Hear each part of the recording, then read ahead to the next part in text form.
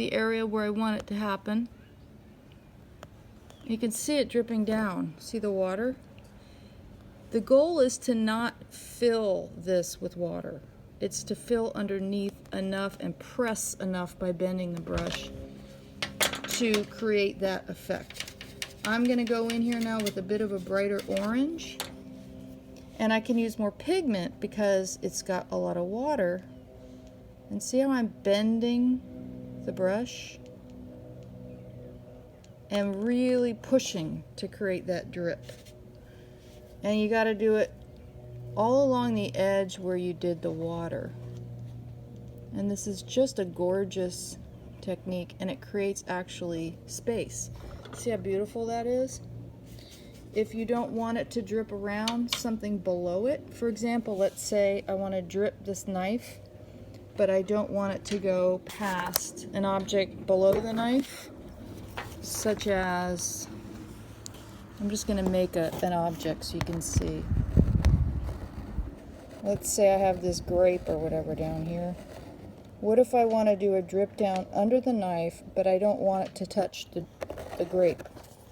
This is really important.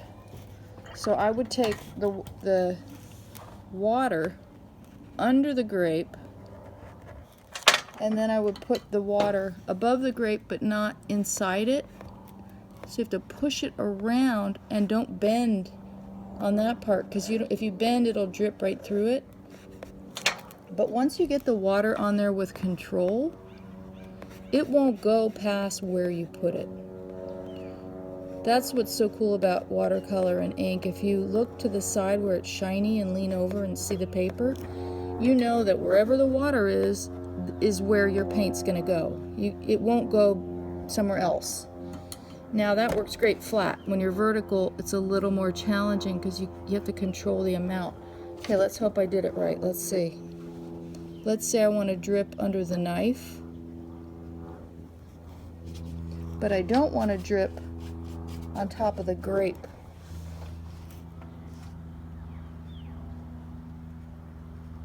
But I still apply the bend. I can still apply more pigment.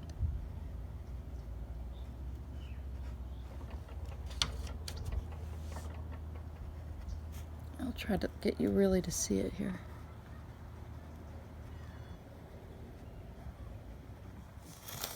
See what it does.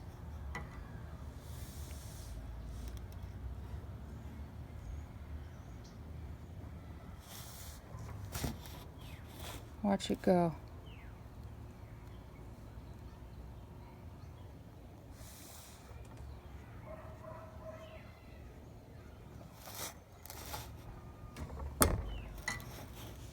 I didn't put enough water right there.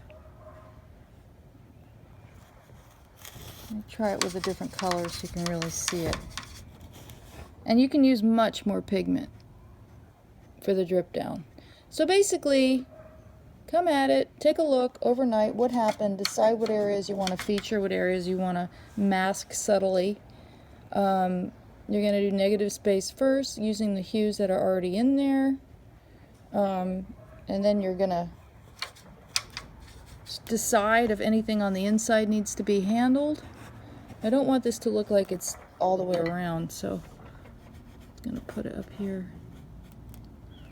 So negative space after it's transferred, negative space, drip down, techniques you decide to use, internal areas you might want to feature or not, possible lost and found line to mute that yellow, and then drip down, and then all those things. And you can go back and forth and return to things. Once you get into it, like I'm just now feeling like, okay, this is going to be my painting. This is going to be what I do. This is going to be Amy's painting, you know? But it's like it took me a long time to get here. And I'm just now starting to enjoy the picture. So you can see it slowly unfolding. I hope that helps. I really do. And I'll do a couple more things to it and post it. And of course, we'll be talking about all the way. Thanks.